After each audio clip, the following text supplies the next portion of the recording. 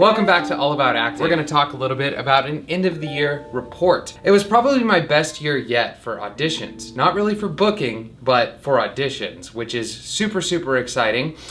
What you see behind me, all these papers, these are all of my submissions from my agent. This is every time that she has picked up the phone, sent an email, knocked on casting's door for me. I've done about 52 auditions in the year 2021, which is fantastic. Out of 365 days, there's 52 weeks in a year. That's about one audition per week. Now, compared to the past years, this is really, really exciting for me. It's repeat calls in the casting offices. I've auditioned for Magnum PI, and then it went quiet, didn't get it, and then boom, another Magnum PI audition. So that is super exciting. It means I'm booking the room, they're interested. I may not fit what they are looking for in that specific casting, but the good news is I'm delivering quality auditions and not scaring them away. This is just from one agent. I also have a manager and a commercial agent, and this is all just from my theatrical agent for film and television. So you're probably wondering, how many submissions is this?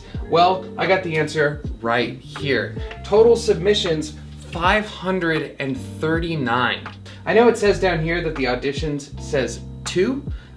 That's not accurate. I've had many, many more auditions. I think that's actually callbacks or pins. So much of what you book, especially in the beginning, before you have a name, before you have clout, whether it's a co-star, a guest star, an under 5, a supporting, or even a lead, you just have to be the guy.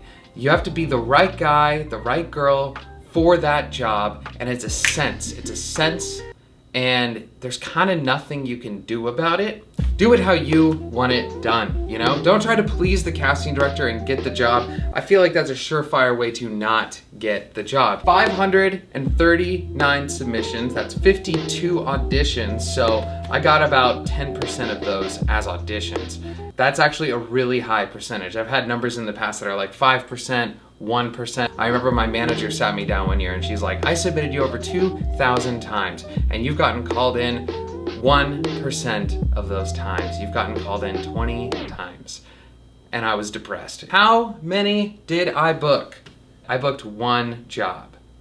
That's crazy. It's crazy because I'm still calling it one of my best years for acting, because it's the quantity, you know? It's the quantity. If every year that quantity goes up, that means that I am penetrating into the market. Because you have to think about it from casting's perspective. You're a stranger. They have no idea who you are, how you're gonna be on set. Yeah, sure, your agent can say, oh, he's done this, oh, he has this experience. But as the casting director, you're putting your name on the line for the agent, for that actor, to get the job. And if they mess it up, you're not good at your job. So there's a lot of high stakes, especially with casting, because not only are you in the middle, you have all the production yelling at you, they're throwing you scripts, they're saying, this is the type of actor that we want. And then you have all the agents calling you and yelling at you and saying, hey, bring in my guy. He's gonna be the guy for you. He's gonna be the guy. And I can't imagine how stressful that job can be. In 2020, I did a workshop with Julie Gale. Julie Gale casts for ABC, she casts for network comedy, she does plays, she does short films, and she had brought me in after I did a casting director workshop with her, and she became a fan of me. Little did I know what this would spiral into. So I get a call in September from my manager and she says, hey, Julie wants you to audition for this play. And I was like, a play? I really don't want to do theater. I mean, this is LA. This is a film town. Like, why would I want to do theater, you know? Usually it pays bad, usually it is bad. I've seen my friends' theater shows, not good. But if a casting director is thinking of me, that's an opportunity that I want to pay attention to. I'm a huge believer in saying yes to opportunity. I said on the tape anyways because, hey, show up for the opportunity. Hey, the director really likes you. He wants you to do a callback in a Zoom session. So I was like, okay, that's insane. Sure.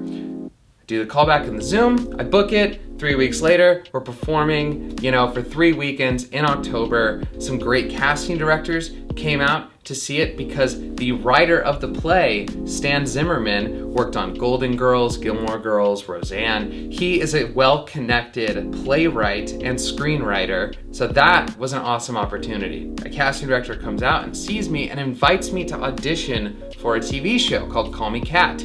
So I was like, yeah, of course, I'm so down. I audition, I book it immediately. I worked for 6 days and it was awesome. It was so fun. Mayim Bialik is an amazing person. A casting director workshop with someone in 2020, out of many casting director workshops, this one person was like, oh, I'm vibing with you. Then the play comes along. And then because of the play, from that one connection, a casting director comes out and boom, I book a show, and now I've made another connection year. So I just wanted to show you a visual representation of how hard they work out there for you. And this is good news, you know? I only booked like one, technically two things. So I really hope that this helps you see the reality of what being an actor is like, especially from the agent's point of view. I mean, they are out there, they're pushing hard. If you have any questions, please let me know in the comments down below. You can hit me up on Instagram, Twitter.